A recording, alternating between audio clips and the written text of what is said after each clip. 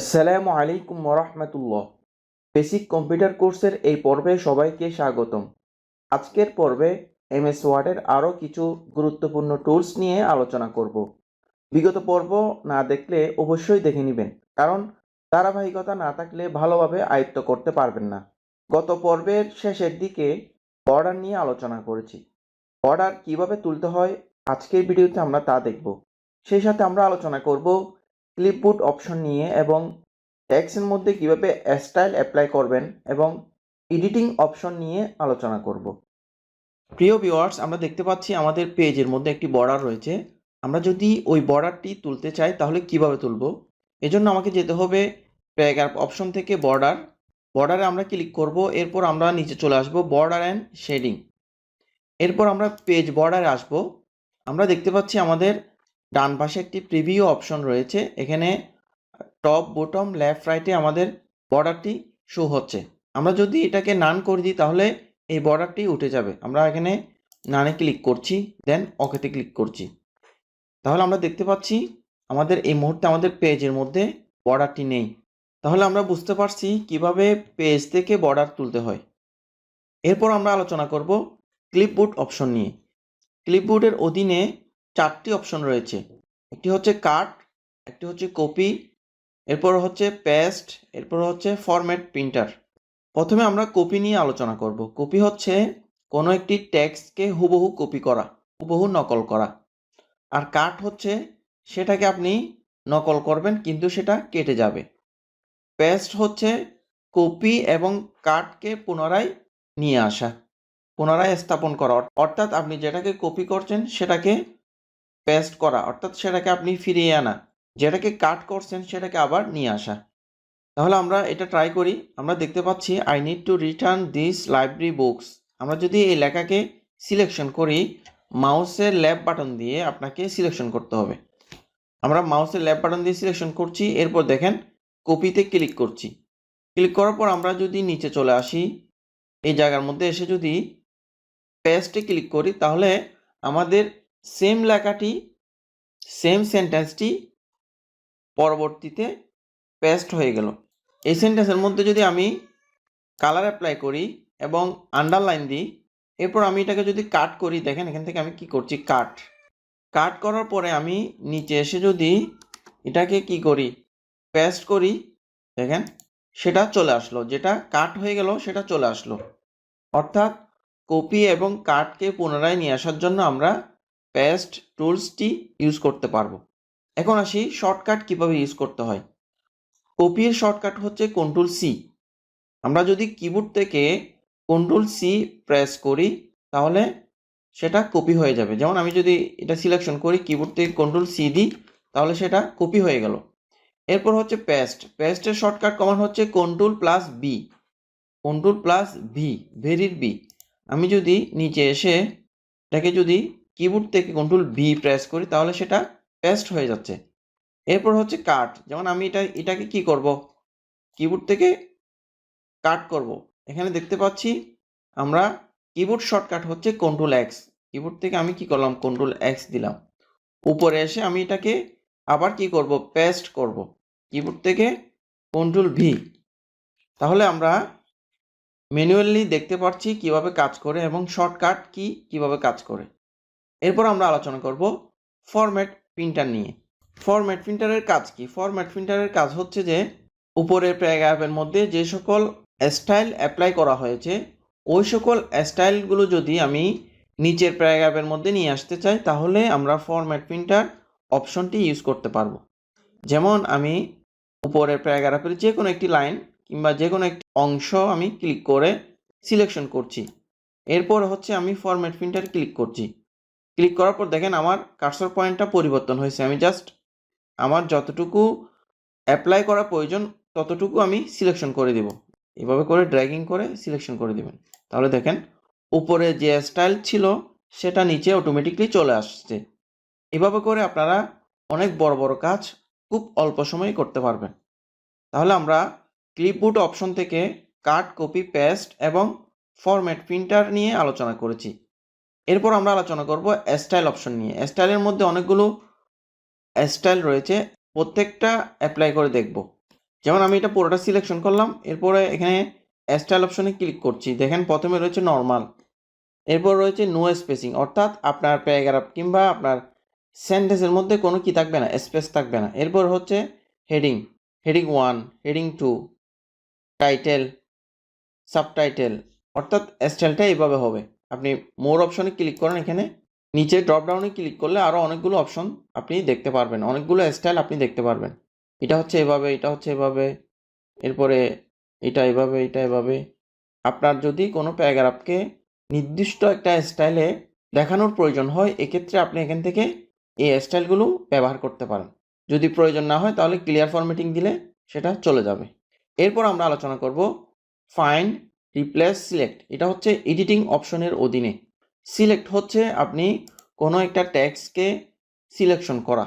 এক্ষেত্রে আমরা all সিলেকশনের option দেখতে পারবো। আমরা যখন এখানে ড্রপডাউনে ক্লিক করব, দেখেন সিলেক্ট অল। আপনি যদি সিলেক্ট অলে ক্লিক করেন তাহলে আমার সকল টেক্সট কিংবা সকল প্যারাগ্রাফ কিংবা সকল সেন্টেন্স কি হয়ে যাবে, সিলেকশন হয়ে যাবে। এটার কিবোর্ড কমান্ড হচ্ছে কিবোর্ড থেকে Ctrl+A, অর্থাৎ Ctrl+A সিলেকশন করলে আপনার সিলেকশনের অল সিলেকশন অপশনটি কাজ করবে। এরপর রয়েছে সিলেক্ট অবজেক্ট, অর্থাৎ আপনার এখানে যদি কোনো অবজেক্ট থাকে, কোনো শেপ থাকে, এক্ষেত্রে আপনি সিলেক্ট অবজেক্ট দিলে আপনার ওই অপশনগুলো সিলেকশন হয়ে যাবে। এরপর হচ্ছে select all text with similar formatting. আপনার এখানে যদি নির্দিষ্ট কোনো ফরম্যাট দেওয়া থাকে, যেমন আমি এখানে একটা ফরম্যাট অ্যাপ্লাই করতেছি, এটা একটা ফরম্যাট, এরপর হচ্ছে এটা একটা ফরম্যাট, ঠিক সেম এখানে আমি সেম স্টাইলটা অ্যাপ্লাই করছি। আপনি যদি এই টেক্সটের মধ্যে ক্লিক করেন, ক্লিক করে যদি আপনি সিলেক্ট টেক্সট উইথ সিমিলারে ক্লিক করেন, তাহলে সেম স্টাইলের সেম ফন্টের যে সকল টেক্সট থাকবে ওইগুলো সিলেকশন হয়ে যাবে। এটার কাজ হচ্ছে এটাই। এরপর আমরা আলোচনা করব ফাইন্ড এবং রিপ্লেস নিয়ে। ফাইন্ড এবং রিপ্লেস কি কাজ করে। আমি যদি ফাইন্ডে ক্লিক করি তাহলে আমার বাম পাশে একটি নেভিগেশন বার চলে আসবে।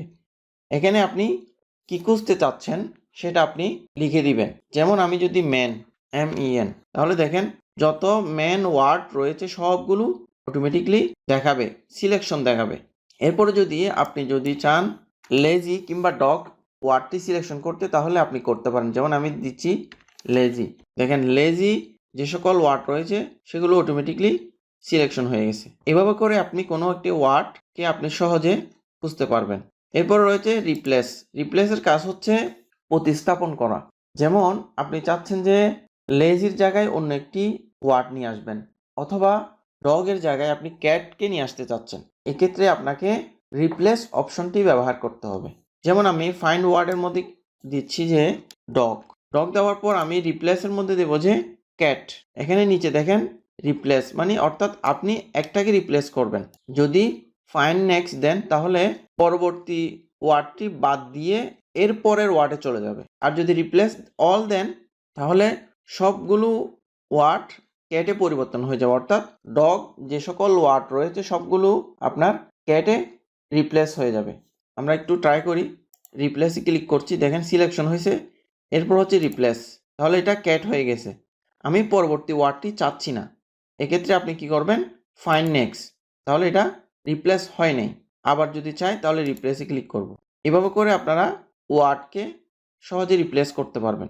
আর যদি চান আপনি সকল ওয়ার্ড, অর্থাৎ এই ওয়ার্ডের যত ওয়ার্ড রয়েছে, ডগের যত ওয়ার্ড রয়েছে সবগুলোকে রিপ্লেস করতে চান, তাহলে রিপ্লেস অল ক্লিক করবেন। দেখেন সবগুলো কি হয়ে গেল, রিপ্লেস হয়ে গেল। দেখেন সবগুলো রিপ্লেস হয়ে গেল। এভাবে করে আপনারা ফাইন্ড এবং রিপ্লেস অপশনটি ব্যবহার করতে পারেন। আজকের ভিডিওতে আমরা শিখছি cut, copy, paste, find, replace, select এবং স্টাইল অপশন। এরপর আমরা আলোচনা করব ফাইল অপশন নিয়ে। ফাইলের মধ্যে কি আছে, ইনফো। ইনফো হচ্ছে আপনি যে ডকুমেন্টের মধ্যে রয়েছেন ওই ডকুমেন্টের একটি তথ্য। এরপর হচ্ছে নিউ, আপনি যখন নতুন একটি ডকুমেন্ট নেবেন তাহলে নিউতে যাবেন। এরপর হচ্ছে ওপেন। ওপেন হচ্ছে পূর্বের কোনো ফাইল থাকলে সেটাকে আপনি ওপেন করবেন। ওপেন করার জন্য আপনি যে ফাইলটা ওপেন করতে চাচ্ছেন সেটা কোন জায়গায় রাখছেন, কোন ফোল্ডারে রাখছেন, কোন ড্রাইভে রাখছেন, ওই অপশনে গিয়ে আপনি সেটাকে ওপেন করবেন। যেগুলো আপনার রিসেন্টলি থাকবে সেগুলো এখানে শো হবে। এরপর হচ্ছে সেভ এবং সেভ এস। সেভ হচ্ছে নতুন কোনো ফাইলকে সেভ করা, আর সেভ এস হচ্ছে পূর্বের কোনো ফাইলকে নতুন নামে বা অন্য একটি নাম দিয়ে সেভ করা। এরপর হচ্ছে প্রিন্ট। প্রিন্ট হচ্ছে আপনি যখন আপনার কাজ সম্পন্ন করবেন, প্রিন্ট করার পূর্বে আপনি প্রিন্টে ক্লিক করবেন। প্রিন্টে ক্লিক করার পর আপনি ডান পাশে দেখতে পারবেন আপনার লেখাটি কিভাবে প্রিন্ট হবে, অর্থাৎ প্রিভিউ। এরপর আপনি এই সেটিং অপশন থেকে অনেকগুলো অপশন রয়েছে এখানে, এগুলো সেট করার পরে এরপরে আপনি প্রিন্টে ক্লিক করবেন। এখানে রয়েছে প্রিন্ট অল পেজ, অর্থাৎ আপনি সব পেজ প্রিন্ট করতে চাচ্ছেন কিনা। ধরে নেন আপনার 5টি পেজ রয়েছে, আপনি কি সকল পেজ প্রিন্ট করতে চাচ্ছেন কিনা, কিংবা আপনি প্রথম পেজ প্রিন্ট করতে চাচ্ছেন কিনা, এই অপশনগুলো এখানে রয়েছে। এরপর রয়েছে প্রিন্ট ওয়ান সাইডেড, এরপর রয়েছে কোলেটেড, এরপর রয়েছে পোর্টেড অপশন, এরপর রয়েছে লেটার, এরপর রয়েছে নর্মাল মার্জিন। আমরা এই অপশনগুলো নিয়ে পরবর্তীতে আলোচনা করব। বাকি অপশনগুলোর খুব একটা প্রয়োজন নেই। এখানে রয়েছে ক্লোজ, আপনারা ক্লোজ করতে পারেন যদি ডকুমেন্ট ক্লোজ করতে চান। এরপর হচ্ছে অপশন, আমরা অপশন নিয়ে অন্য একটি ভিডিওতে আলোচনা করব, কারণ এগুলো হচ্ছে খুবই গুরুত্বপূর্ণ বিষয়। কোনো একটি অপশন যদি আপনি ভুল করেন তাহলে আপনার মাইক্রোসফট ওয়ার্ড কাজ করবে না। এখানে আপনার যে বিষয়গুলো প্রয়োজন হবে সেটা হচ্ছে নিউ, ওপেন, সেভ এবং সেভ এস। তো আমি একটি ফাইল সেভ করে দেখাচ্ছি। আপনি যদি সেভে ক্লিক করেন, এরপর হচ্ছে ব্রাউজে ক্লিক করবেন। ব্রাউজে ক্লিক করার পর আপনি বাম পাশে আপনার কোন লোকেশনে আপনি সেভ করবেন সেটা সিলেকশন করে দেবেন। যেমন আমি ডেস্কটপে সেভ করছি, এখানে আপনি একটা নাম দিয়ে দিবেন জব 1। এরপর আপনি সেভে ক্লিক করবেন, তাহলে আমার ফাইলটি সেভ হয়ে গেল। এই যে দেখতে পাচ্ছেন জব 1। এভাবে করে আপনারা ফাইল সেভ করবেন। এখানে প্রত্যেকটা অপশনের শর্টকাট কমান্ড রয়েছে। নিউর কমান্ড হচ্ছে কন্ট্রোল এন, ওপেনের কমান্ড হচ্ছে কন্ট্রোল ও, সেভের কমান্ড হচ্ছে কন্ট্রোল এস। অবশ্যই এক্ষেত্রে আপনাকে প্রথমে ফাইলকে সেভ করতে হবে। সেভ করার পর যখন আপনি কাজ করবেন, কাজ করার পরপর কিবোর্ড থেকে কন্ট্রোল এস দিলে আপনার যে সকল কাজ আপনি করতেছেন ওইগুলো ওই ফাইলের মধ্যে সেভ হয়ে যাবে। এক্ষেত্রে আপনাকে মনে রাখতে হবে প্রথমে আপনাকে ম্যানুয়ালি ফাইলটাকে সেভ করতে হবে। প্রথমে যদি আপনি কিবোর্ড থেকে কন্ট্রোল এস দেন তাহলে কাজ হবে না। আশা করি আপনারা এই বিষয়গুলো ক্লিয়ার হয়েছেন। এছাড়াও আপনাদের কোনো প্রশ্ন থাকলে আপনারা কমেন্টে জানাবেন। পরবর্তীতে আমরা ইনসার্ট মেনু নিয়ে আলোচনা করব। আজ এখানে শেষ করছি। আপনারা সবাই ভালো থাকবেন, সুস্থ থাকবেন। আল্লাহ হাফেজ।